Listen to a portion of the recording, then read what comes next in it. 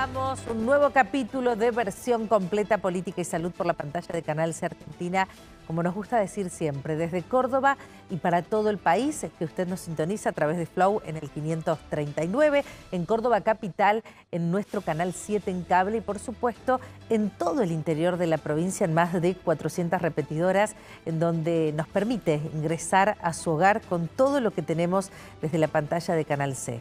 En esta versión completa, prepárese, prepare el mate, prepare un café, póngase cómodo si está cocinando, póngase cómoda si está haciendo lo que esté haciendo, mientras lo acompañamos con un tema que no es menor.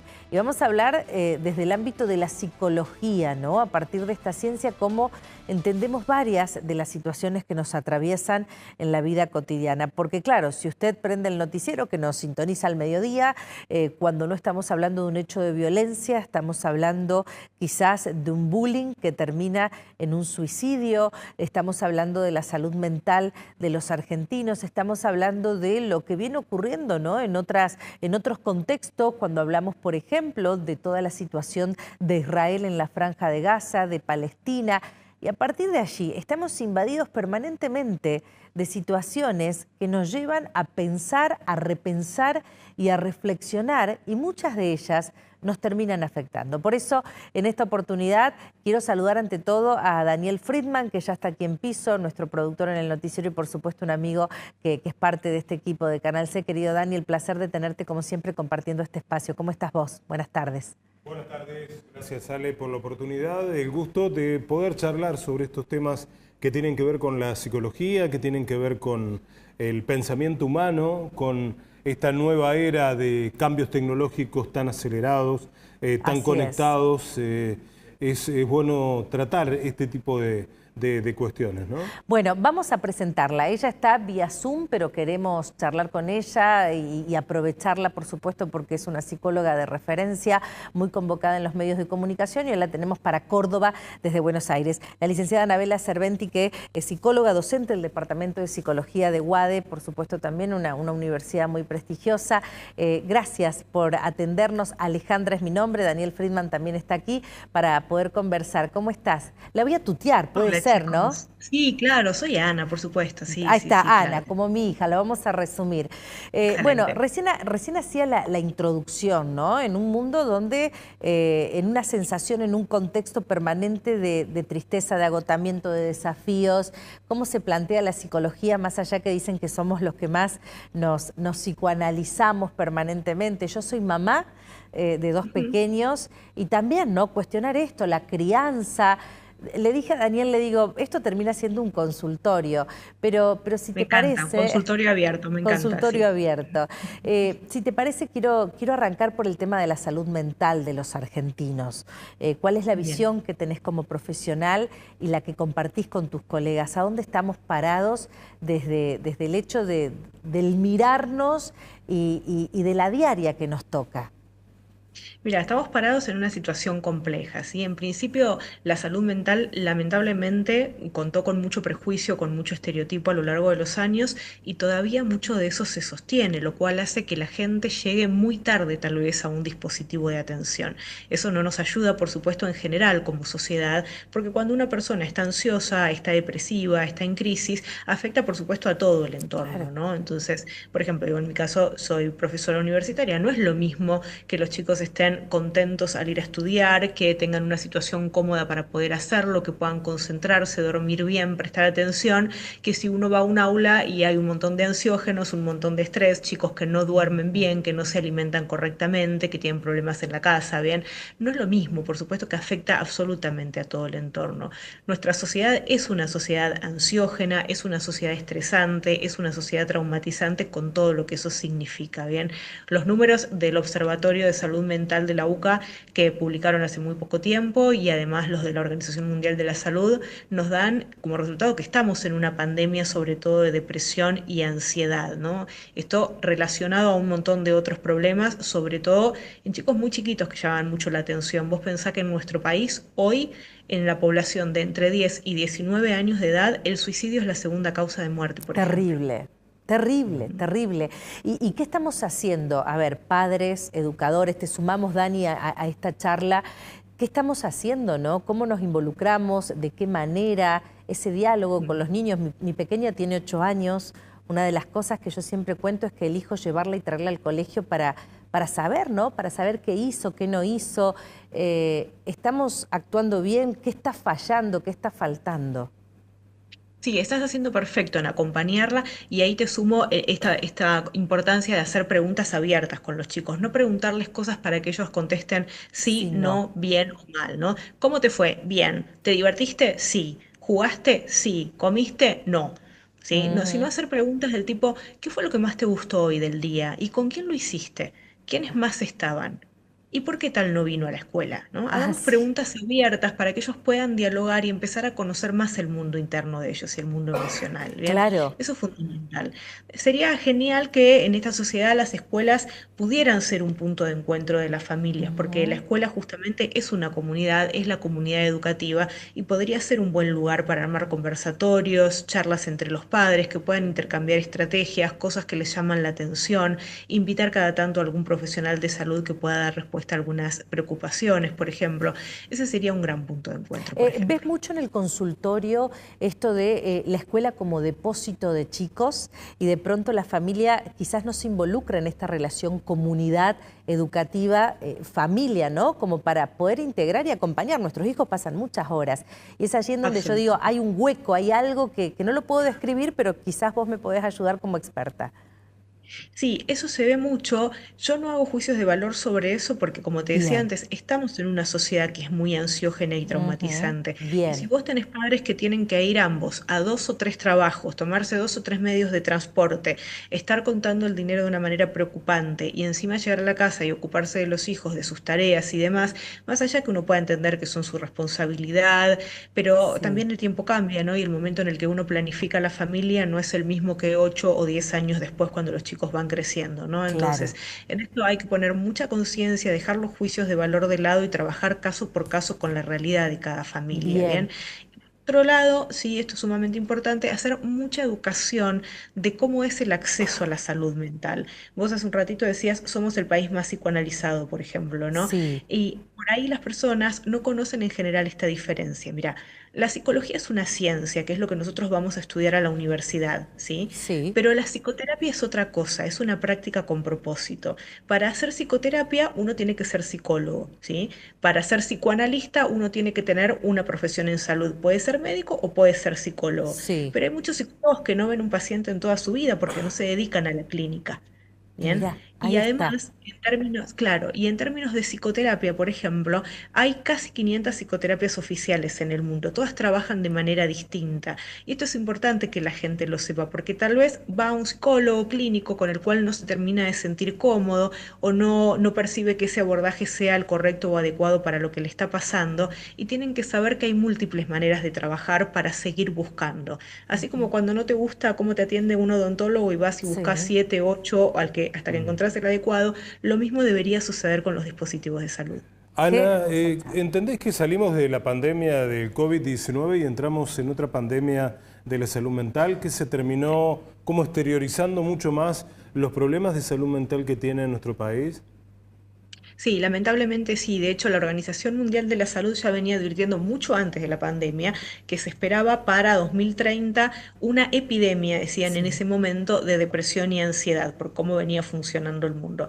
La pandemia con el acceso a todo el mundo online y además a un mundo mucho más estresante, porque lo que empezó a pasar en la pandemia es esto de nadie corta sus actividades, ¿no? Las empresas empezaron a mandar muchos mensajes a sus empleados, por ejemplo, por fuera del horario laboral, se empezó a legitimar esa práctica, entonces todo el mundo está demasiado hiperconectado todo el día, Totalmente. generando esto muchísima ansiedad, por supuesto. De hecho, hay países que regularon eso y que les prohibieron a las empresas enviar mensajes a sus empleados fuera del horario laboral. Nosotros esa regulación todavía no la tenemos en nuestro país, ¿sí? Pero esa pandemia que se esperaba para el 2030 en depresión y ansiedad, nosotros la estamos cursando ahora ya.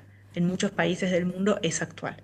Mirá qué increíble, ¿no? Porque decís la pantalla, esto de la hiperconectividad que estamos todo el tiempo teniendo, tanto adultos. ¿Qué pasa con los chicos también? Vuelvo a esto, ¿no? Los niños, los adolescentes, los juegos virtuales. Me llama la atención o me declaro una mamá que siempre trata de buscar herramientas, pero digo, niños de 8 años en plataformas de juegos que no saben quién está del otro lado. Y estamos hablando de horarios que uno dice, ¿cuántas horas están conectados? 4 o 5 horas. Bueno, ¿qué foco ponen? Claro, a mí me asusta, no es mi realidad, pero sé que es la realidad de muchos otros. Sí, tal cual. Hasta 8 horas diarias utilizan los dispositivos tecnológicos los chicos, lo cual es un montón. Por otra parte, también nosotros recién ahora dentro de la psicología empezamos a tener resultados de lo que se llaman estudios longitudinales. Estos estudios son los que siguen a la gente durante mucho tiempo para ver las consecuencias de ciertas prácticas, ¿bien? Entonces, como el uso de la tecnología a este nivel es relativamente nuevo, recién ahora estamos teniendo esos resultados, ¿no? Entonces, uno de los resultados que en este último tiempo llamó muchísimo la atención, por ejemplo, es que realizar una desintoxicación de 15 días, ¿sí?, Sí. de Internet y redes sociales, es decir, los participantes del estudio utilizaban su teléfono solamente para llamadas y con el SMS regular, ¿te acordás el que te Sí, contaba los caracteres? el de nuestra adolescencia, vamos a Claro. El decir. que te acababan los caracteres y te cobraban otro, ¿te acordás? Y no contaban las letras. Sí, sí, sí. Ahí se nos cayó el calendario, pero bueno, ese, ¿no? ¿Te acordás ese SMS? Bueno, Totalmente. usando el teléfono en estos modos, durante 15 días, revertían el equivalente a 10 años, ¿sí?, de deterioro cognitivo en concentración y atención, lo cual es un montón. No, a ver, este dato, yo Tremendo. la verdad que no lo conocía Dani Sí. tampoco, pero termina siendo alarmante, ¿no? Si pensamos Sí, en lo que estamos generando en estos cerebros que sí. próximamente van a ir creciendo, desarrollándose, el ingreso a la universidad. En base a esto, ¿hay una política pública como profesional, crees, de empezar a abordarlo de manera integral? Digo, porque ahora sabemos, Mira, ¿no? todavía no, porque todavía no, porque encima está esta contradicción que cuando, por ejemplo, van a elegir un colegio para sus hijos, Sí. cuanto más hipertecnologizada esté, más llama la atención y más elegible es, cuando en Ujú. realidad ya se sabe que quienes inventaron todas estas herramientas, ¿no? Digo, los hijos de los fundadores de las empresas de tecnología más No las importantes, usan. los desarrolladores de inteligencia artificial, van a escuelas a leer libros completos en papel y a escribir en papel, de hecho, ¿no? Tal cual. Entonces, bueno, tenemos esta brecha interesantísima, entonces ahí tenemos una incongruencia y además el mundo laboral se los va a demandar, ¿sí? Ujú. Después, otros resultados que son sorprendentes de estos, por ejemplo, es vos imagínate que estás usando tu teléfono, ¿sí?, y Sí, estás hablando con alguien, cada vez que vos te distraes en tu pantalla, ¿sí?, para mirar algo, sí. tu atención, volver a concentrarse en lo que estaba haciendo antes de esa interrupción, a tu atención le toma entre 10 y 25 minutos. Con lo cual a lo largo del día son muchos minutos que vos pasás en un limbo de concentración que a tu cuerpo fisiológicamente es un estresor y le cuesta muchísimo volver a esa tarea, Claro. ¿no? Entonces, eso no lo estamos teniendo en cuenta y por eso también nos sentimos más agotados, más estresados, más exigidos. Y vos, pero si no hice nada, estuve en casa trabajando, estuve estudiando, claro, pero esas distracciones a tu cuerpo químicamente le cuestan un montón, ¿no? No, la A verdad vos que te toca charlar todos los días o casi todos los días con jóvenes universitarios. ¿Qué te plantean ellos? ¿Cómo es el vínculo que tienen con la tecnología? ¿Por qué por ahí no los entendemos tanto? En este sentido de que Mm. tan rápidamente han entrado al mundo tecnológico y ahora lo vemos como bastante estresados, como muy inquietos por el celular, por la imagen personal de ellos en las redes sociales. ¿Eso mismo es lo que te transmiten? Mira, particularmente justo el tema de las tecnologías y el impacto en la salud mental es algo que vengo estudiando hace varios tiempo y de hecho ahora estoy haciendo otra especialización con una universidad de Costa Rica que es absolutamente completa y compleja, entonces me da herramientas para justamente dialogar con ellos al respecto. En este momento la tecnología presenta esta particularidad que es muy interesante. Mira, nosotros los que estamos acá charlando todavía somos nacidos en lo que se llama la brecha digital. Nosotros sí. aprendimos a usar dispositivos tecnológicos ya después de nuestra adolescencia, Ujú. ¿sí? No Ujú. nacimos, no somos nativos digitales. Después nos siguen las generaciones que sí son nativos digitales, es decir, ya nacieron con los dispositivos tecnológicos rodeándolos y utilizándolos en la vida cotidiana, ¿bien? Pero todavía quienes son nativos digitales no alcanzan lo que se llama la ciudadanía digital, ¿sí?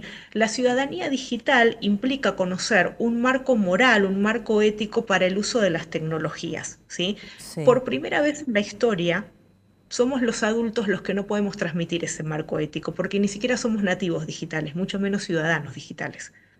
Ay, por favor. Transmitir esa guía, claro, entonces transmitir esa guía Claro. requiere de mucho estudio, de mucho debate entre especialistas. Todo el tiempo UNESCO, UNICEF publican al alcance de todos, esto es abierto, lo puede descargar cualquier Sí, persona, el BID también, informes. sí. Totalmente, hay Es como el que habla observatorios, el inglés. Observatorio de Monterrey, por ejemplo, Claro. ¿no? Todo el tiempo hay informes que nos ayudan y nos dan guía en esto. Particularmente lo que vivo yo en las clases y en otros semilleros por ahí que genero de manera particular con chicos universitarios, ¿sí? En ámbitos no formales, Bien. es que ellos buscan un liderazgo consciente, alguien con quien poder hablar abiertamente de estos temas y que cuando uno les ofrece consistencia, ellos muestran interés y dejan muy rápidamente sus dispositivos tecnológicos, pero tenemos que Claro. proponérselo nosotros. A mí me gusta trabajar mucho con ellos la insensibilidad social, cuando dejamos de mirarnos a los ojos, de generar empatía Ujú. con quienes tenemos alrededor, de la lectura emocional, de la expresión de nuestros rostros, cuánto se conocen ellos, el estar presente en este lugar, ¿no? Si estamos en esta clase, hagamos cosas de esta clase, no de otra materia, porque si no, cuando estén en otra materia van a estar haciendo cosas de esta clase y nunca están en donde está su cuerpo en ese Claro, momento, ¿no? focalizar en Disociados. este famoso aquí y ahora, ¿no? Estamos acá Totalmente. hablando, que es esta cuestión del multitasking que incluso a nosotras las mujeres, ¿no? Esto de sí, puedo contestarte el mail, puedo criar, puedo hacer la tarea mientras cocino y de pronto vos decís, pero si tengo dos manos. Totalmente. El punto es que poder no significa estar obligado a hacerlo, ¿no? Es Ahí está cierto el que punto. podemos, no deberíamos estar obligados a hacerlo. Entonces, Claro. cuando a los chicos uno les ofrece ese liderazgo más consciente y uno se puede convertir en referente, ellos dialogan mucho con eso, pero requiere también que uno tenga mucha presencia a eso y a escucharlos y a seguir la temporalidad de ellos, ¿no? Porque Ujú. uno, en definitiva, los adultos hoy, somos un estímulo más que compite por la atención de los chicos. Bien, me encanta. Hablábamos del trauma, Dani, Sí. también, que es un tema interesante. Y esto tiene que ver obviamente con la guerra Israel-Palestina, con Sí. la Franja de Gaza, con... Ay, Dani, te escucho muy bajito, A perdón. ver, No Dani, te... ¿a A, mí o a Daniel? ¿Alejandra o A Daniel. a Daniel? a Dani, mí, a ver ahí, a ver, probamos. capaz que estoy Eh, lejos del micrófono. ¿Está ¿Ahí Ahí va, estamos? ahora sí. mejor? Ahí está. Ahí Ana, mejor, sí. Gracias. hablábamos del trauma, ¿no? Del trauma ahora en esta etapa donde parece que la guerra ha pasado, o al menos tenemos esa sensación. ¿Cómo pueden sobrellevar esta vida los que fueron rehenes de un lado o del otro? Ujú. Mira, las experiencias traumáticas desde la psicología se estudian como un periodo crítico, un shock traumático, ¿sí? Un combo de shock y trauma, y después tenés las experiencias traumáticas severas, ¿sí? Las experiencias traumáticas severas se consideran estresores únicos, son esos eventos que uno espera que no le pasen nunca en la vida o por lo menos que solo pasen una única vez, por eso se llaman estresores únicos, ¿bien? Que producen una ruptura con tu realidad, ¿sí? Es tan Ujú. inabarcable para tus recursos de afrontamiento que no lo podés procesar lo suficientemente bien. Son tan impactantes para lo que uno puede procesar que hasta produce cambio anatómico en el cerebro. Nuestros lóbulos temporales, que son nuestros lóbulos que ayudan a comprender y a producir lenguaje, se ven atrofiados, disminuyen su tamaño. Por eso es muy común que las personas que sufren un trauma severo no puedan hablar de eso hasta mucho tiempo después. ¿Sí? Y se trabaja mucho, por ejemplo, con terapéuticas como arteterapia o musicoterapia, que son un puente para la palabra a través de otro tipo de expresión. Entonces, presionar a las personas para que hablen muy rápidamente después de una situación traumática es un error, porque no lo pueden hacer porque su cerebro cambió de forma, por ejemplo. No, no, es algo maravilloso lo que estás explicando. Te agradezco tu profesionalismo y obviamente, ¿no? La pedagogía para explicar esto que no es menor, entenderlo en ese sentido. Nosotros hemos seguido, por supuesto, el mundo entero, lo que es esta noticia de lo que significa una guerra en el caso de la situación de Palestina, de las cuestiones tanto de un lado como del otro, ¿no? Eso hay que aclararlo siempre. Ahora bien, cuando hablamos del trauma, los traumas en la vida en sí, ¿no? Desde una violación, un abuso, se repite este patrón, ¿no? Cuesta verbalizarlo y es como que es un proceso.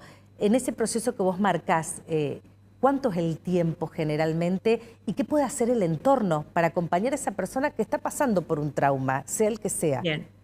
Bien, mira, el tiempo es particular para cada paciente, no todos tienen la misma capacidad de elaboración ni desarrollan los mismos recursos de afrontamiento. Pensá que una situación de trauma tal implica que vos no sos la misma persona porque el mundo que vos habitabas ya no es el mismo. Vos te tenés que reconocer nuevamente y tenés que generar una nueva identidad. Se perdieron tus memorias, se perdieron tus lugares, probablemente hayas perdido vínculos, probablemente hayas perdido familia, probablemente hayas perdido tus documentos que dan cuenta de quiénes son para la sociedad, por ejemplo, ¿no? Ujú. Entonces, la reconstrucción es total, los traumas severos producen cambios de rasgos de personalidad que muchas veces son irreversibles incluso. Entonces, quienes están alrededor lo que deben hacer es no exigir, sino reconocer a esa persona, volver a conocerla, qué necesita, qué desea, cuál es la mejor manera de ayudarla, siempre tendiendo puentes amorosos, ¿sí? Ujú. Los síntomas del estrés postraumático pueden aparecer mucho tiempo después del trauma. Incluso aunque la persona no haya tenido síntomas durante la fase de estrés agudo, que esto es seguidito al evento, ¿sí? Pueden aparecer incluso años después, cuando hay un estímulo en el ambiente que recuerda algo de esa situación, por ejemplo, ¿bien? Bien. Y en ese momento se reactiva toda la activación emocional del mismo momento del evento, ¿sí? Es decir, es como si lo estuvieras viviendo de Claro, nuevo. enfrentándolo y a partir de allí, ¿no?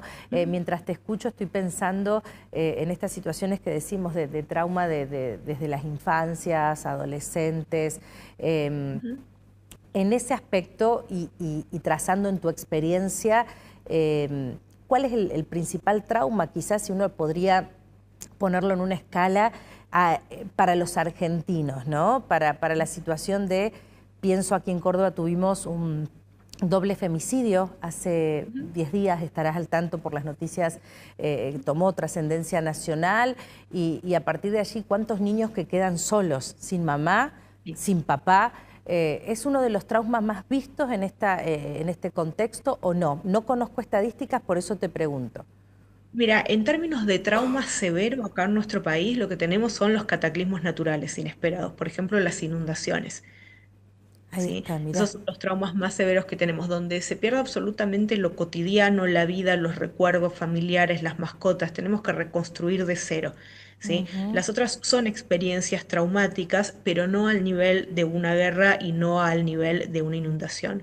Sí, el duelo de un hijo. Sí, es una experiencia traumática severa porque Terrible. generacionalmente uno no lo espera, no está seteado, Exacto. como cuando viene por orden el árbol genealógico, de alguna manera, por Ujú. más impactante que sea. Sí hay condicionantes de ese duelo que tiene que ver con qué relación teníamos con el fallecido, por ejemplo, cómo fue esa muerte, ¿no? Si fue un evento traumático o no, Sí. ¿sí? Hay muertes que se consideran en la bibliografía como ilegítimas, ¿sí? Porque hay personas que no tienen derecho, por ejemplo, a expresar cierto duelo, por ejemplo, los amantes. Los ¿Sí? Que no amantes. pueden, claro, por ejemplo, los amantes que no pueden ir a hacer el ritual de luto, por ejemplo, porque son excluidos, ¿no? Este, Claro. ¿no? Mira, perdón, Los ¿no? Pero uno no son lo actores no, sociales, no, uno no, no no lo se tienen en pensaría, claro, cuenta, claro. por eso terminan siendo ilegítimos, porque son roles sociales que de hecho existen, ¿sí? Pero que quedan silenciados y que quedan apartados de esos Es rituales, ¿no? cierto. Entonces, no poder dar cierres a esos duelos, ¿no? Y esto también ocurre, por ejemplo, cuando muere alguien joven, un adolescente, o alguien comete el acto de suicidio, por ejemplo, y si hay algún noviecito o amigos que no lo pueden ir a ver para hacer ese cierre de luto, por ejemplo, ¿no? Porque Qué se duro. considera ilegítimo para la sociedad, ¿no? Entonces, hay roles sociales de los cuales nos enteramos los psicólogos, en el mejor de los casos, y podemos acompañar desde otro lugar, ¿no?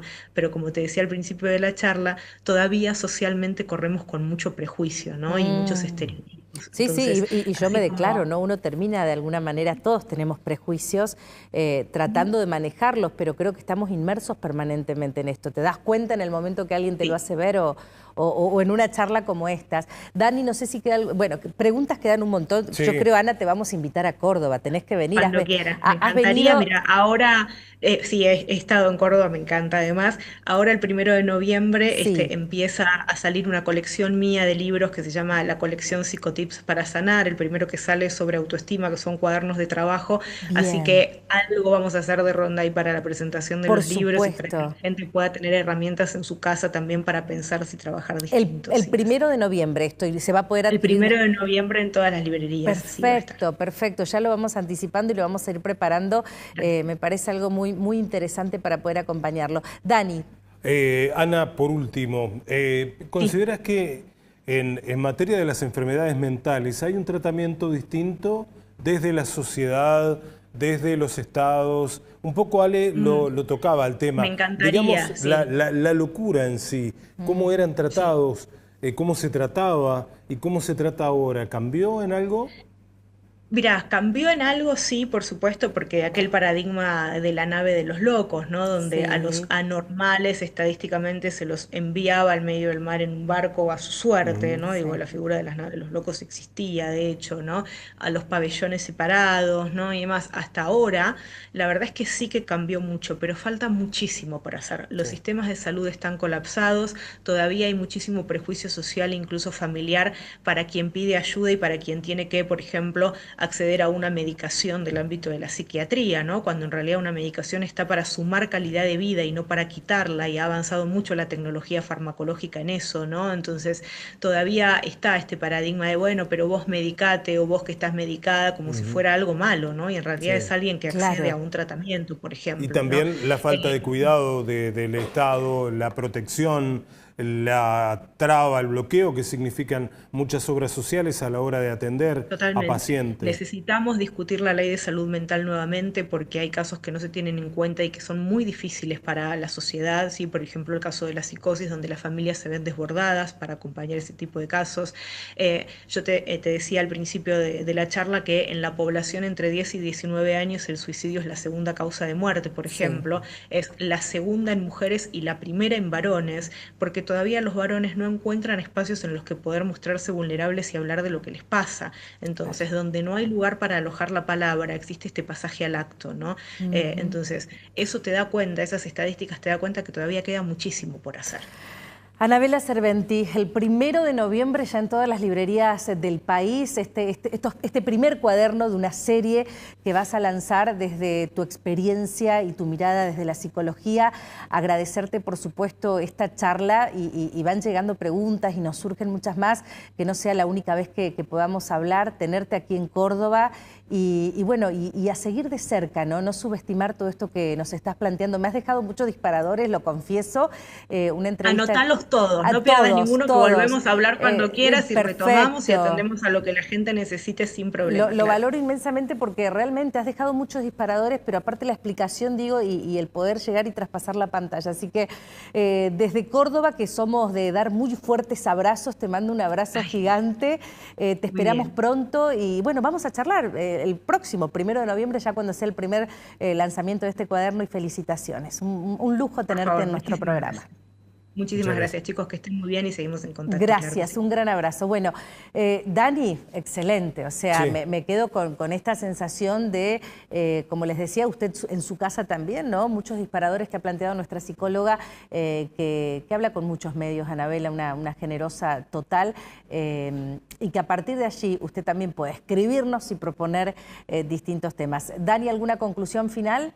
No, creo que son temas que hay que tratar, hay temas que no hay que evitar, que deben dejar de ser tabú dentro de una sociedad. Si la sociedad quiere evolucionar y enfrentar este tipo de cuestiones, Sí. me parece que es un gran momento para plantearlo, pese a todas las dificultades Así que estamos pasando, entender que la salud mental es una enfermedad que debe ser atendida y urgentemente. Dani Friedman, gracias como siempre. A ustedes del otro lado, vieron que dicen la vida es bella, la vida claro que es bella, pero no es color de rosas. Tiene un arcoíris, matices a veces que son más intensos, menos intensos, y eso nos pasa absolutamente a todos. Por lo tanto, si siente que tiene un problema, una situación que no puede llevar adelante, busque ayuda. Siempre hay un profesional que lo puede ayudar porque, claro, la vida vale ser vivida, pero con bienestar, con esa alegría y con esa gratitud de decir estoy vivo,